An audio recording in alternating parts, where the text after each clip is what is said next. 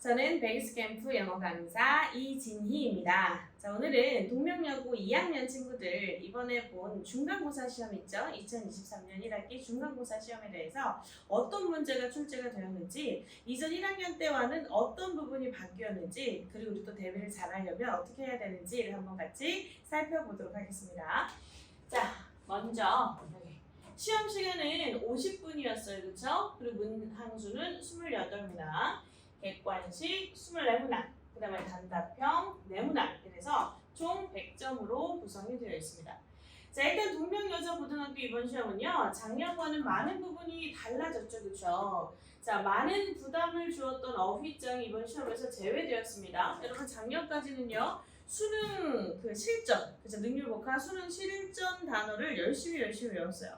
그리고 2학년에 와서 이제 어휘끝이라고 하는 단어를 선정할 줄 알았는데 없었어요. 그렇죠? 그래서 어휘장이 이번 시험에서 빠졌고요. 듣기는 그래서 8문항에서 8문항으로 늘어났습니다. 자, 또한 서술형 문제가 단답식으로 바뀌어서 출제가 되었어요. 그래서 학교 선생님들께서 이제 그 영어 시험에 들어가는 그런 부담감을 조금 줄여주시고자 하는 목적을 가지고 있지 않았을까라는 생각을 해보게 됩니다. 자, 구체적으로 보시면요, 이렇게 1번부터 8번까지가 듣기로 이루어져 있었어요. 그리고 듣기도 예전에는요, 여러분 1학년 때 기억나시죠? 우리 듣기 책 한 권을 끝냈었잖아요. 그렇죠? 그래서 한 시험당 여러 회차의 듣기가 들어갔었어요. 그것들 하나하나씩 다 여러분 공부하는 게 굉장히 힘들었을 텐데, 이번에는 그냥 모의고사에서 듣기가 다 나온 거예요. 그래서 모의고사 1번부터 17번까지를 열심히 공부하셨다면 이번 듣기 시험 그렇게 어렵게 풀리지는 않았을 것입니다. 자, 여기에서는요, 3번 문장 정도 how랑 how much를 여러분들이 헷갈리셨으면은 이거 정답 잘못 골랐을 수도 있는 그런 문제였어요. 그렇죠? 어떻게 지불할 거냐, 혹은 얼마나 많은 돈을 지불할 거냐, 이거 두 개를 헷갈렸던 친구들이 몇몇 있었을 것 같아요. 그렇죠?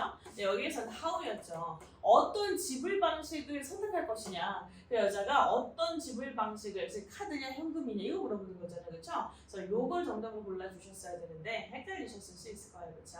자, 그다음에 이것도 많은 친구들이 이거는 한국어로 되어 있는 보기함임에도 불구하고 헷갈려서 틀렸을 겁니다. 자, 찾아가기, 검색하기, 직접 그 과일 가게 찾아가기, 아니면 인터넷으로 과일 가게 검색하기인데, 이제 대충만 여러분들이 공부를 하셨더라면 요거를 골랐을 수가 있었을 것 같아요. 그렇죠? 그래서 특히 요 두 문항 정도 여러분들이 아마 헷갈리셨을 거고요. 자, 11번에 교과서 1과 심경을 묻는 문제가 무려 4점짜리로 출제가 되었어요.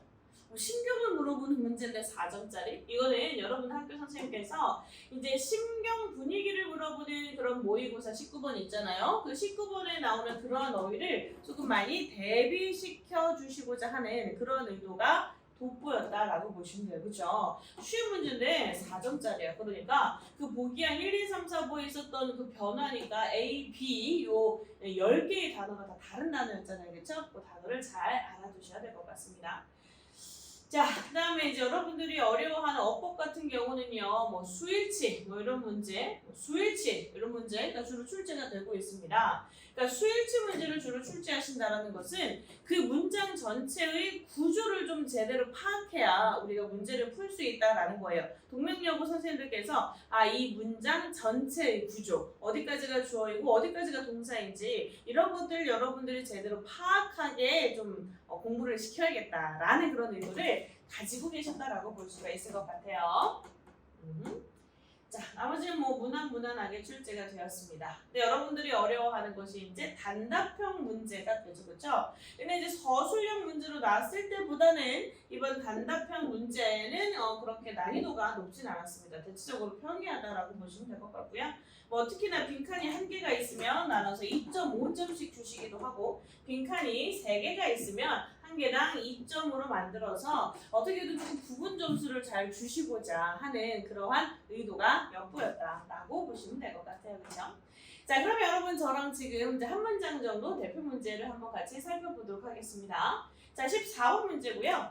다음 글을 읽고 완성한 대화에서 틀린 단어로만 이루어져 있는 것을 골라라 이렇게 이야기를 하고 있는 거예요. 자, 이 지문은 이거는 우리 교과서 3과에 출제되었었던 3과에 실려 있었던 그런 지문이고요. 자, 여러분들이 교과서 시험 범위 내신 대비를 좀 확실하게 하셨더라면 무슨 내용인지는 아마 다 알고 계셨을 겁니다. 그래서 이 내용을 중심으로 대화문을 만들어 놓으셨죠. 그래서 이 대화문에서 지금 틀린 내용만 골라라 라고 이야기를 하고 있는 겁니다. 자, 첫 번째 대화문부터 한번 살펴보도록 할게요. 자, I still wonder. 나는 여전히 궁금해. Why the player bothered to sweep the ice with broom? 왜 컬링 선수들이요 굳이 이렇게 얼음을 빗자루를 가지고 열심히 문지르는지 나 아직도 궁금해. 이렇게 이야기했어요.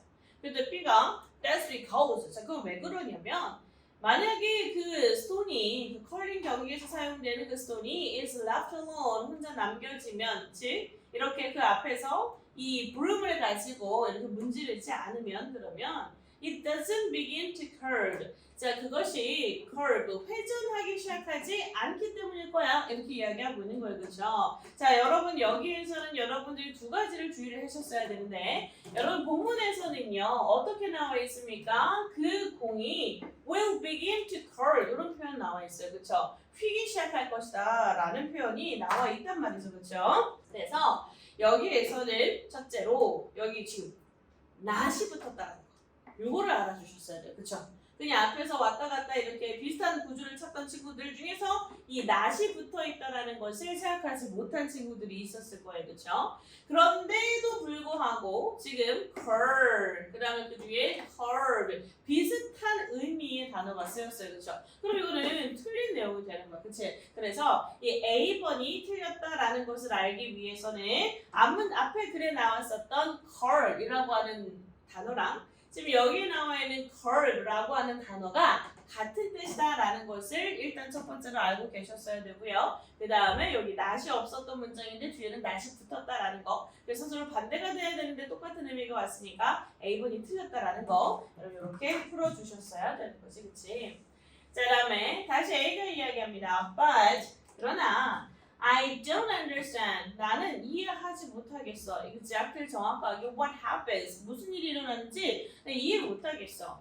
When they rub the ice. 자, 그들이 즉 선수들이 얼음을 rub 문지를 때 어떤 일이 발생하는지 난 잘 모르겠어. 이렇게 이야기하는 거죠. 이것도 뭐예요? 이것도 어휘 문제. 그렇죠? 여러분 앞에 나와서 여기 지금 또 여기 sweep과 지금 비슷한 뉘앙스의 어휘가 등장했단 말이죠. sweep도 이렇게 바닥에 쓰는 거고 rub도 문지르는 거니까 같은 어휘란 말이에요. 그렇죠? 그래서 요거는 앞에 나와 있는 sweep을 그대로 또 쓰기가 못해서 비슷한 뜻으로 바꿨었나 보다. 이렇게 우리가 생각할 수 있어요. 그렇죠? B번에 보니까 sweeping the ice. 얼음을 sweeping 문지르는 것은 그래서 여기 sweeping, 여기 rub가 지금 같은 의미를 가지고 있는 것이다 라는 것을 이제 다시 한번 확인시켜 줍니다. 자, 얼음을 문지르는 것은 generate, 만들어내지, 열을 만들어내지. 그리고 this, 이것이 즉 얼음을 문질러서 생겨낸 이 열이 말이야 dissolves the ice, 얼음을 dissolve해 이렇게 이야기하는 거예요. 자, 이거 우리가 평소에 알아뒀어야 되는 단어입니다. melt라고 하는 단어랑 똑같은 뜻으로 사용이 된 거예요. 그렇죠? 녹이다, 용해시키다 라는 뜻이 하는 거지. 그렇지? 그래서 얼음을 녹이는 거야. 이렇게 이야기하는 거죠. 그렇죠? 열이 발생하니까 얼음이 녹는다라고 표현하는 거 밖에 잘 쓰인 것 같죠. 그렇죠? 그래서 녹아서 무엇으로 바뀝니까? 선생님이 수업을 하다가 좀 자주 이야기했었어요. 이 into라고 하는 전치사는요. into 전치사는 전치사마다 별명이 다 있는데 into 전치사는 그 별명이 뭐라 그랬죠? 전치사 into는 그 별명이 변화의 전치사였어요. 뭔가 바뀌다, 변화하다 라는 뜻을 가지고 있는 동사와 함께 이 into라고 하는 전치사가 자주 사용이 된다고 했었습니다. 그렇죠? 그러니까 얼음을 녹여. 그래서 얼음이 무엇으로 변화하게 만든다는 뜻입니까? water, 물로 바뀌게 만든다는 뜻이에요. 그렇죠? which. 그런데 이것이 그리고 나서 diminishes friction, 마찰력을 diminishes, 감소시키는 거야. 이렇게 이야기하는 거죠. 그렇죠? 앞에는 이 아이가 아마 reduce라고 하는 단어로 나와 있었을 거예요. 그러니까 diminish가 reduce랑 똑같은 뜻을 가지고 있다라는 것을 여러분들이 알고 있어야 D번도 맞게 잘 쓰였구나 이것을 알 수가 있는 거죠. 그렇죠? 자, 그랬더니 이제 이야기합니다. A가 그렇구나.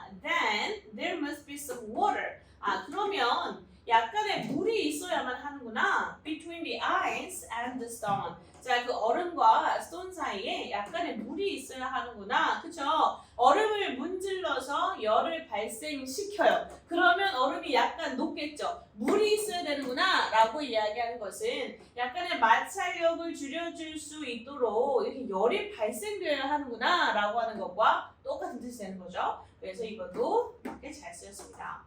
자, B번 exactly 맞아요. That makes the sun go at a more distant place. 자, 그것이 만들지 이 sun이 go 가도록 만들어, 그렇지? 좀 더 멀리 떨어진 장소로 가도록 만들어. 좀 더 멀리 떨어진 장소로 가도록 만든다라고 이야기하는 것은 자, 이 sun이 좀 더 farther 멀리 가도록 만든다라고 하는 것과 똑같은 뜻이 되는 거예요, 그렇죠?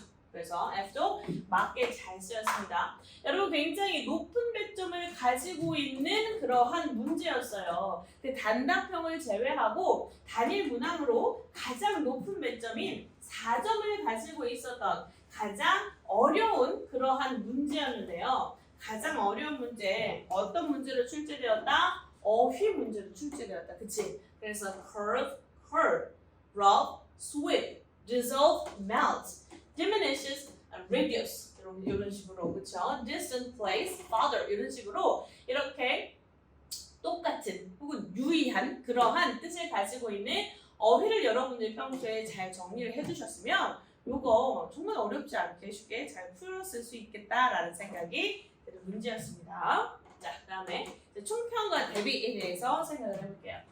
자, 시험 대비에 있어서 많은 부담을 안겨주었었던 어휘 문제집이 빠졌다고 했어요. 그렇죠? 듣기의 범위도 대폭 축소되었어요. 그리고 서술형 문제에서 단답식 문제로 바뀌었습니다. 학생들의 부담이 많이 줄었어요. 그렇죠? 그러나 가장 높은 배점을 가지고 있는 문제들은 거의 바꿔쓰기 문제들이에요. 그렇죠? 한마디로 평소에 이 유의어를 비롯한 단어 학습이 이루어지지 않으면 가장 높은 배점을 가지고 있는 그런 문제들은 쉽게 풀리지 않았을 시험이다라고 보시면 되겠어요. 그러니까 어휘장이 시험 범위에서 빠졌지만 어휘 문제가 가지고 있는 중요도까지 줄어든 것은 아니다. 어휘 문제는 그러니까 어휘의 학습은 여전히 여러분들이 열심히 해야 된다라는 거예요. 자, 다음에 세 번째 또한 듣기에 대한 부담이 여전합니다. 긴 영문 보기양을 짧은 시간 내에 정확하게 읽어내야 돼요. 헷갈리지 않게 정확하게 여기가 how였는지 how much였는지 정확하게 읽어내야 여러분들이 듣기에 있어서도 듣기 문제에 있어서도 실수를 하지 않을 수 있다라고 보시면 되겠습니다. 자, 다음 그래서 교과서는요 어법과 어휘를 포함해서 세세하게 공부를 해야 합니다. 많은 친구들 아마 그러고 계시겠지만 교과서는 웬만하면 모든 문장을 조금 다 암기하는 그런 훈련이 필요해요. 그렇죠? 그래서 우리 학원에서도 클래스 카드를 통해서 우리 문장은 계속해서 암기를 하고 있잖아요. 그렇죠? 그래서 교과서는 조금 꼼꼼하게 전 문장을 웬만하면 암기할 수 있는 수준으로 그렇게 여러분들 공부를 하시면 좋겠고요. 그리고 이번에 여러분들 모의고사 많았죠. 여러분들이 학교 선생님한테 가가지고 선생님, 수민쌤, 저희 이번에 모의고사 어법 나와요? 이렇게 많이 물어봤을 거예요. 근데 선생님들께서 글쎄 나올 수도 있고 뭐 안 나올 수도 있고 잘 모르겠는데 이렇게 대답을 하셨어요. 저는 왠지 안 나올 것 같다라고 말씀을 여러분들에게 드리면서도 그래도 혹시 모르니까 어법도 모의고사에서의 어법도 조금 챙겨보는 게 좋지 않을까 이제 이렇게 말씀을 드렸어요. 근데 이제 어떤 친구들 같은 경우는 과감하게 이제 쌤 어법까지 제가 다 보는 것은 좀 무리인 것 같습니다 이러면서 좀 내용 파악에 중점을 하려고 이렇게 이야기하는 친구들이 있었는데 역시나 이번 모의고사에서도 어법 문제는 등장하지 않았습니다. 모의고사에는요 여러분들 좀 내용이 좀 어렵죠. 모의고사 내용은 좀 추상적인 것도 많이 나오고 내용이 어렵단 말이에요. 그렇기 때문에 그런 시험에서 동명영어 선생님들은 이렇게 막 꼼꼼하고 막 세세하게 문장 단위로 봐야 하는 그런 어법 문제를 잘 출제하지 않는 경향이 있습니다. 잘 출제하지 않으시고요. 어려운 내용이고 추상적인 내용이기 때문에 전체적인 내용을 정확하게 이해하는 것을 요구하시는 경우가 많아요. 동명여고 선생님들께서는요. 그렇죠? 그렇기 때문에 이 모의고사 같은 경우에는 굉장히 세세한 어법사항에 여러분들 시간을 너무 많이 들이고 에너지를 빼앗기지 마시고 글 전체적으로 무슨 이야기를 하고 있는 건지 이 글의 주제가 뭔지 이 글에서 첫 번째 문장에 나왔던 이 표현이 이 두 번째 문장에서는 어떤 표현으로 바뀌었는지, 그리고 나서 저 뒤에 일곱 번째 문장에서 나오는 이것도 첫 번째 문장에서 나왔던 것과 똑같은 뜻이구나. 자, 이런 식으로 글 전체의 전반적인 어떤 깊은 이해를 중심으로 여러분들이 공부를 하시면 좋을 것 같습니다. 네. 자, 수고하셨고요, 여러분. 그렇기 때문에 우리 이제 그 기말고사 시험 있죠? 기말고사 시험에서는 이런 내용을 갖다가 조금 더 생각을 하시면서 교과서로 굉장히 한 문장씩 꼼꼼하게 모의고사는 그 전반적인 내용을 중심으로 그러면서도 어휘는 놓치지 않도록 유의어, 동의어, 반의어 훈련을 좀 열심히 하시면 기말고사도 좋은 성적을 거두실 수 있을 거라 생각이 듭니다. 자, 전 여기까지 할게요. 감사합니다.